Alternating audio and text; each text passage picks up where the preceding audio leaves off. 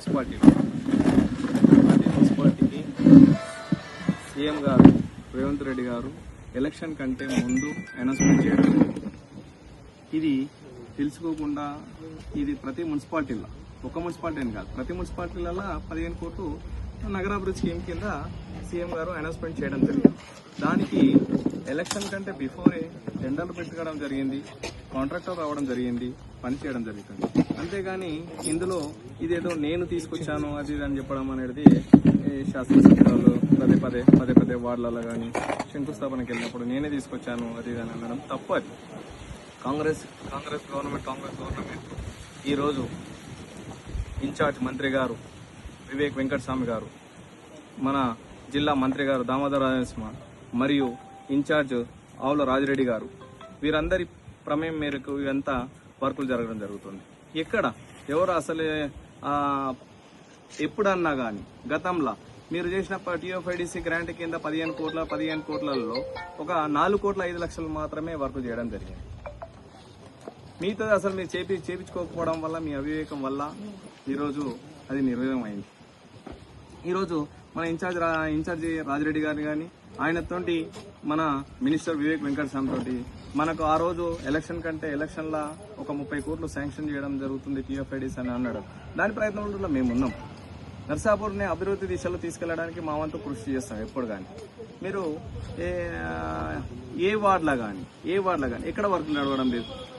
ఇదేదో మేము సొంత స్వభావానికి రాజుగారి చేసుకుంటుండు, రాజే కాంట్రాక్ట్ చేసుకుంటుండు, రాజే తింటుండు అది ఇదని అంటే ఇది ఎంత అవివేకం. అసలు రాజే కాంట్రాక్టర్ చేస్తాడా? మిగతా వాళ్ళు అందరు చేస్తలేరా? చాలా మంది కాంట్రాక్టర్ ఆన్లైన్ టెండర్ కదా. ఇదేదో నేను ఈరోజు కొత్త కాదు కదా. ఇంతమంది గతంలో మన మున్సిపాలిటీలో కానీ పంచాయతీరాజ్ డిపార్ట్మెంట్ కానీ ఇరిగేషన్లో కానీ ఆర్డబ్ల్యూఎస్ కానీ ప్రతి డిపార్ట్మెంట్లలో వర్క్ చేయడం జరిగింది. ఈరోజు పరిస్థితి చూసినట్టయితే కనుక వార్డులలో ఇప్పుడు ఒక్కొక్క కాంట్రాక్టర్ని మేమేదో ప్రేమతోటి వాళ్ళని నీకు పేమెంట్ ఇప్పిస్తాను, మా బాధ్యత, నేనున్నాను, నేను వర్క్ చేస్తున్నాను, నేను ఇట్లా మీ అందరు తెలుసు నేను వర్క్ చేస్తలేనని కాదు. ఈరోజు ఇక్కడనే నర్సాపూర్నే కాదు కదా, చుట్టుపక్కల మండలాల్లో మన 2 జిల్లాలలో నేను చేస్తున్నాను ఆల్రెడీ. ఎందుకు అనవసరంగా రాజీ చేసుకుంటుండో అరే కొత్త కాదు కదా రాజీ చేసుకునేది. ఒక్కటే చెప్తున్నాను, ఈ యొక్క జనరల్ ఫండ్లలో నేను తినే వ్యక్తిని కాదు. ఒకవేళ నేను ఎక్కడన్నా తిన్నట్టు నేను నిరూపించినట్టయితే కనుక మా మిస్సెస్ గారు ఏదైతే అన్నారో దానికి నేను కట్టుబడి ఉంటాను. రాజీనామా అనుకుంటే వెనక పోను దాని విషయంలో.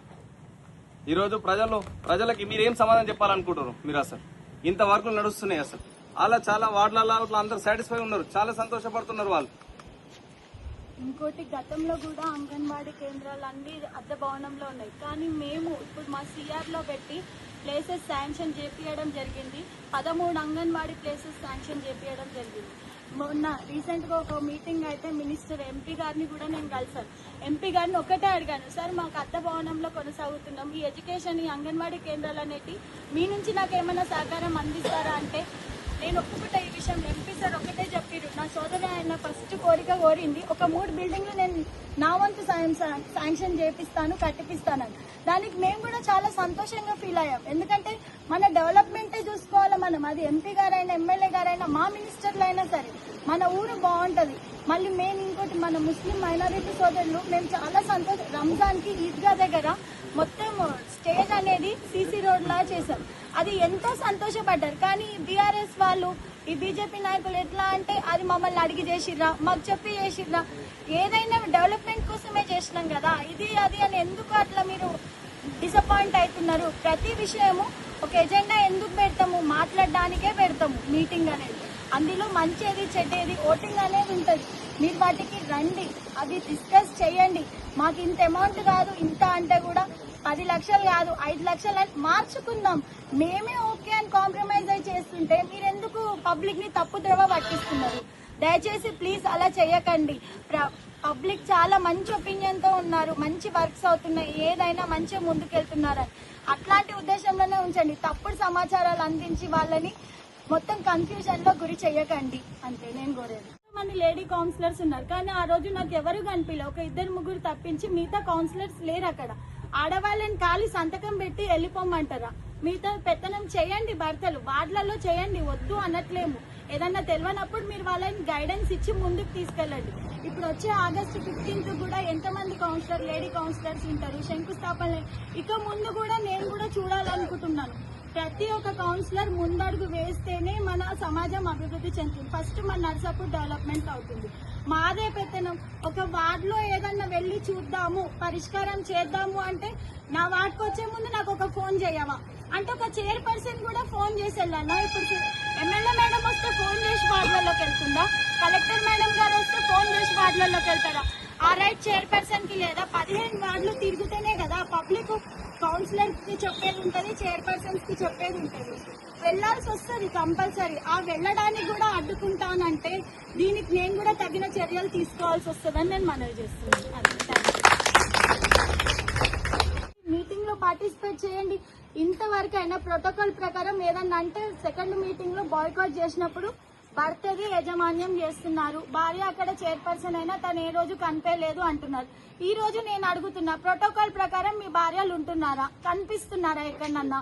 ఒక శంకుస్థాపన చేయాలన్నా ఏ వార్డులోనైనా భర్తే వచ్చి శంకుస్థాపన చేస్తున్నాడు. నేను చూసిన చాలా వార్డ్స్. కానీ ఎందుకంటే కొత్త పాలక వర్గం కలిసికట్టుగా పని చేసుకుందాం, మనకు కావాల్సిందే అభివృద్ధి పనులే అన్నట్టు ముందుకు తీసుకెళ్తున్నాం. ఏనాడు మేము విమర్శించలేం వాళ్ళని. ఇట్లా ఉన్నారు. ఆడవాళ్ళు కేవలం ఇంటికే పరిమితం కాదు. ఒక చైర్పర్సన్ మహిళ తను ఏం చేస్తుంది అన్న అపోహ మీరు తీసేయండి. నేను ప్రతిరోజు ఆఫీస్కి వెళ్తాను. 10:30 నుంచి 2:30 దాకా అక్కడ ఉంటా. ఒక్క రోజన్నా మీరు వచ్చి మా వార్డులో ఈ సమస్య ఉందని డిస్కస్ చేసిన రోజు ఉందా? ఆడపిల్లకి మేమేం చెప్తామని మీరు ఇప్పుడు ఎమ్మెల్యే మేడం ఒక మహిళ కాదా? ఒక కలెక్టర్ మేడం మహిళ కాదా? మరి ఇంతమందికి వాల్యూ ఇచ్చినప్పుడు నర్సాపూర్ లోనే మటుకు మిగతా పార్టీ వాళ్ళు ఒక చైర్పర్సన్ కి ఎందుకు ఆడపిల్ల అని వెనకడికి వేస్తున్నారు? ఏదన్నా ప్రాబ్లం ఉంటే వచ్చి గట్టిగా మాట్లాడండి, ఆన్సర్ నేను చెప్తాను. నేను రెడీగా ఉన్నా పబ్లిక్ కి చెప్పడానికి. నా కుటుంబం అయినా నేనైనా ముందు జరిగిన 3 మీటింగ్లలో ₹1 మేము తిన్నట్టు మీకు కనిపించిందంటే నేను ఇప్పుడే ఇక్కడే రాజీనామా చేసి పక్కకు జరుగుతా. ఎందుకంటే నేను తినేవాళ్ళం కాదు. నా ఫ్యామిలీ అయినా సరే నేనైనా సరే వర్క్ ఇంపార్టెంట్ ఇచ్చేవాళ్ళు. ప్రజల్లో ఎంతో సంతోషం చూస్తున్నాను నేను. మీ కాంగ్రెస్ ప్రభుత్వం వచ్చి నుంచి చాలా వర్క్స్ జరుగుతున్నాయమ్మా. యూజీడీ వర్క్స్ ఒకసారి మీరు చూడండి. గత ప్రభుత్వాలు ఏం చేసినాయి? ఆల్రెడీ 2 మాజీ మున్సిపల్ చైర్మన్స్ వచ్చి వెళ్ళిన వాళ్ళు. కానీ యూజీడీ వర్క్ ఎక్కడ ఉన్నది అక్కడే ఉంది. ఇప్పుడు మా హయానాలో అదంతా క్లియర్ చేస్తుంటే మీకు కళ్ళు ఏమవుతున్నాయో మరి నాకు అర్థం అవ్వట్లేదు. మీరు బాగా చూసుకోండి, ఒకసారి చెక్ చేసుకోండి. ఇప్పుడు వచ్చి 6 నెలల నుంచి మీరు ఏం చేసిర్రు అంటే నర్సాపూర్ లో అందరికీ తెలిసిన విషయం కోతుల బాధ ఎంత ఘనం ఉన్నదో. ఆ కోతుల బాధ కూడా తీర్చడానికి మేము మా వంతు ప్రయత్నం చేసినాం. ఇప్పుడు 80% కోతులు కూడా వెళ్లిపోయినాయి. ఆడవాళ్ళు బయట వెళ్ళినప్పుడు నాతో కలిసి డైరెక్ట్ గా చెప్తున్నారు. ఇప్పుడు మేడం మీరు వచ్చిన తర్వాత ఆడవాళ్ళ ప్రాబ్లమ్స్ మీకే తెలుస్తుంది. కోతులు ఇప్పుడు డోర్ ఓపెన్ చేసుకొని ఇంట్లో డైరెక్ట్ కూర్చోగలుగుతున్నాం. గతంలో మేము అట్లా కూర్చోలేము అని. అవి మీకు కనిపించట్లేవా? మరి మున్సిపల్ జనరల్ ఫండ్ నుంచి పెట్టిన అమౌంట్ కోతుల కోసం మళ్ళా రెగ్యులర్ గా ఇంకొక బోన్ కూడా ఏర్పాటు చేసినాం ₹1,00,000 పెట్టి. ఎందుకంటే ఇవి కోతులు అనేటివి మొత్తం 80% వాళ్ళు వేరే టీం వాళ్ళు వచ్చి పట్టినా ఇంకా మిగతా వాటిని పట్టించేందుకు మన మున్సిపాలిటీలో కూడా ఒక జాలి అనేది ఉండాలి. ఒక వర్కర్ ని దానికి పెట్టి వార్డు తిరుగుతుంటేనే కోతుల సమస్య పోతున్నారు. రీసెంట్ ఎజెండాలో కుక్కలైనా ఏదైనా సమస్య తీర్చాలి, ముందుకెళ్లాలని మేము చూస్తున్నాం. కానీ మీరు ఎందుకు ఆ దానికి అంగీకరించట్లేరు నాకు అర్థం కావట్లేదు. ఒక్కసారైనా మీ భార్యలు ఏదన్నా నాకు ఈ సమస్య ఉంది అని ఒక లెటర్ ప్యాడ్ మీద ఏదన్నా ఇచ్చిర్రా? నేను ఒక క్వశ్చన్ అడుగుతున్నాను ఇప్పుడు ఒక చైర్పర్సన్ గా. దానికి మీరు ఆన్సర్ ఇవ్వండి నాకు. మీటింగ్ అనేది ఉట్టి నేను ఒక్కదాన్ని చేసుకునేది కాదు. నేను నిన్న పబ్లిక్ ఏం చెప్పాను, ప్రెస్ మీట్ వల్ల డిపార్ట్మెంట్స్ వేరే డిపార్ట్మెంట్స్ వస్తే కోరం తగ్గింది, బోనాల ఫెస్టివల్ రాలేదని నేను ఏదో నా పాలకవర్గ టీం ని కవర్ చేసుకోవాలని చెప్పిన. కానీ వాళ్ళు బయట కూర్చొని మేము మాతో చెప్పిన మాట ఏంటంటే మేము బయట ఉన్నాం, దూరం ఉన్నామని చెప్పారు. కానీ ఎక్కడో అందరు గెట్ టుగెదర్ అయ్యి అన్ని అక్రమంగా తింటున్నారు. 25 లక్షలు ఒక మినిస్టర్ గారు వస్తే మనం ఆఫ్టర్ ఆల్ 25 లక్షలు అడుగుతామా? మన నర్సాపూర్ డెవలప్మెంట్ కి పెద్ద ఫండ్ అడుగుకుందామా? మనం మినిస్టర్ గారితో పెద్ద ఫండ్ అందుకోవాలి ఏదైనా సరే డెవలప్మెంట్ కోసం. ఇప్పుడు మినిస్టర్ దిగి 30 కోట్లు విడుదల చేస్తాను. అతి త్వరలోనే మేము అది కూడా చేపిస్తాం మా మినిస్టర్ గారితో. మాకు కావాల్సింది ఒక్కటే, నర్సాపూర్ డెవలప్మెంట్ అనేది. ఎగ్జాంపుల్ ఇందిరా మిల్లులు ఉన్నాయి. కాంగ్రెస్ ప్రభుత్వం నుంచి ఇందిరా మిల్లులు ఇస్తున్నారు. కానీ బీఆర్ఎస్ కి ఇవ్వము, బీజేపీకి ఇవ్వము అని ఏనాడు మేము చెప్పలేము. ఒక్క కౌన్సిలర్ అన్న మా వార్డులో ఇందిరా మిల్లు కట్టేది ఉంది, ఒక పేద ప్రజలకు హెల్ప్ చేయాలి అని ఎవరన్నా ముందుకు వచ్చిర్రా? ఇంతవరకు నాకు ఎవరు కూడా అట్లా కనిపించారు. వచ్చిన కౌన్సిలర్లు వస్తే వాళ్ళకి మేము కాదనలేం, వాళ్ళకు కూడా ఇప్పించినాం శాంక్షన్ కాపీ. అట్లా ఇప్పుడు 15వ వార్డులో ఒక 28 ఇల్లులు ఓకే అయినాయి. 15వ వార్డులో ఇందిరా మిల్లులు, కానీ 6 మట్కే కడుతున్నారు. అది కూడా మా మోటివేషన్ ద్వారా. మరి మీ కౌన్సిలర్లు ఏం చేయరా? ఒక పేద ప్రజల్ని పైనకి తీసుకొద్దామని చూద్దామా, లేదంటే ఎంతసేపు ఈ గొడవలు చేసుకుందాము, కొట్లాటలు చేసుకుందామనే చూస్తారా? మనం ఎట్లా డెవలప్మెంట్ చేయాలి, ఒక్క పెంకుటిల్లు చూడొద్దు అని మన లక్ష్యం. మన సీఎం రేవంత్ రెడ్డి సార్ చెప్పారు.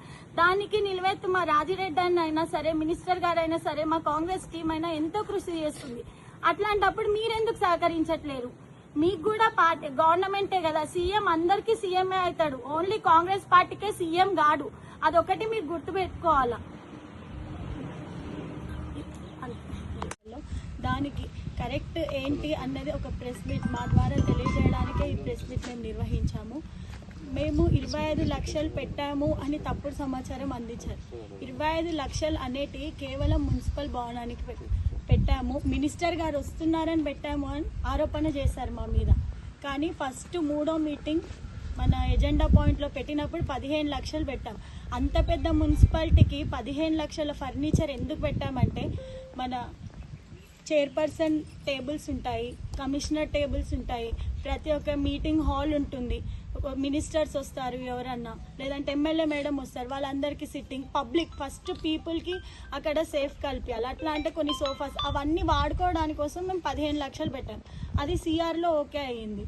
ఇంకోటి రీసెంట్గా మొన్న 10 లక్షలు అనేది కేవలం మేమేదో పండుగ చేసుకోవడానికి పెట్టలేము. అక్కడ మున్సిపల్ బిల్డింగ్కి విఐపీస్ వస్తుంటారు. ఇప్పుడు బీఆర్ఎస్ నేతలను 100 మంది, కాంగ్రెస్ నేతలను 100, అట్లా బీజేపీ వాళ్ళని ఒక 100 మంది వస్తుంటారు. వాళ్ళందరికీ ఫుడ్ అరేంజ్మెంట్ చేయడానికి, మళ్ళీ డెకరేషన్ ఐటమ్స్ అని, వచ్చిన మినిస్టర్ గారికి కొన్ని షీల్డ్స్ ఇవ్వడానికి, సన్మానాలు చేయడానికి, వాటన్నిటి ఖర్చులు లెక్క చేసుకోండి. 10 లక్షలు అంటే మొత్తం 10 లక్షలనే అయిపోవచ్చు, 8 లక్షలే కావచ్చు, అది 12 కూడా కావచ్చు. కానీ మనం ఇంత ఎస్టిమేట్ అని మనం కరెక్ట్ చేయలేం. దాని మటుకు ఓన్లీ 10 లక్షలని మెన్షన్ చేశాం. కానీ ఈ బీఆర్ఎస్ వాళ్ళు మీటింగ్కి రాకుండా బయట ఉండి ఎక్కడో కూర్చొని ఇట్లా తప్పుడు ఆరోపణలు చేసి ప్రజలను తప్పుదోవ పట్టియడం అది కరెక్ట్ కాదు, తప్పు అని నా ఒపీనియన్, నేను చెప్తున్నాను. ఇంకోటి 15 కోట్లు శాంక్షన్ మా ప్రభుత్వం ద్వారా చేపించాం అన్నది ఎంత మటుకు నిజం? ఇప్పుడు 2025లో 15 crores అనేది శాంక్షన్ అయ్యాయి. ఆ 15 కోట్లకి మా ఇన్ఛార్జ్ గారు కానీ, మా కాంగ్రెస్ పార్టీ వాళ్ళు కానీ ఎంతో తిరిగి ఆ పేపర్ శాంక్షన్ చేపించి 15 వార్డులల్లో, అవును ఇప్పుడు ఓన్లీ కాంగ్రెస్ వాళ్ళు వర్క్సే చేయించుకుంటున్నారా? మిగతా వార్డులలో పనులు మేము చేపియట్లేమా? ప్రతి వార్డులలో మేము వర్క్స్ అనేటివి చేపిస్తున్నాం. బీఆర్ఎస్ అయినా బీజేపీ అయినా 30 lakhs పెట్టి. గతంలో మరి మీకు కనిపించట్లేదా? మీకు బాయ్కాట్, సింపుల్గా బాయ్కాట్ అని చేసి మీటింగ్కి రావడం చేయట్లేరు మీరు. అట్లాంటి వాటిపైన కొద్దిగా మీరు కూడా ఆలోచించండి. ఓన్లీ మా వార్డులకే మేము పెట్టుకోవట్లేదు, ఇంకా బీఆర్ఎస్ వార్డు అయిన వాళ్ళకైనా మేము 90 లక్షలు కేటాయించాము. కొమట్టుకుంట అప్పుడు బీఆర్ఎస్ వాళ్ళకి కనిపించలేదా? ఇప్పుడు డెవలప్మెంట్ చేస్తుంటే అడ్డుకుంటున్నారు. ఎంత తింటున్నారో అని అంటే, పబ్లిక్ సొమ్ము ఎవరు రూపాయి తినరు, అదొక్కటి గుర్తుపెట్టుకోండి. బీఆర్ఎస్ నేతలైనా బీజేపీ వాళ్ళు ఎవరైనా సరే మున్సిపాలిటీకి ట్యాక్స్ పబ్లిక్ వాళ్ళు ఎంతో కష్టంగా కడుతున్నారు. అవన్నీ మనం మున్సిపల్ ఫండ్ కింద, జనరల్ ఫండ్ కింద PH వర్కర్లకైనా ఎవరికైనా శాలరీస్ ఇవ్వాలి, డెవలప్మెంట్ చేసుకుంటూ పోవాలి. అంతేగాని ఉచితంగా ఫ్రీగా వచ్చి నా వార్డుకు 10 లక్షలు ఇవ్వు, నా వార్డుకు 10 లక్షలు ఇవ్వు అంటే ఇవ్వడానికి ఎట్లా ఒప్పుకుంటుంది రూల్స్? అక్కడ ప్రతిరోజు మీరు ఏదన్నా ఉంటే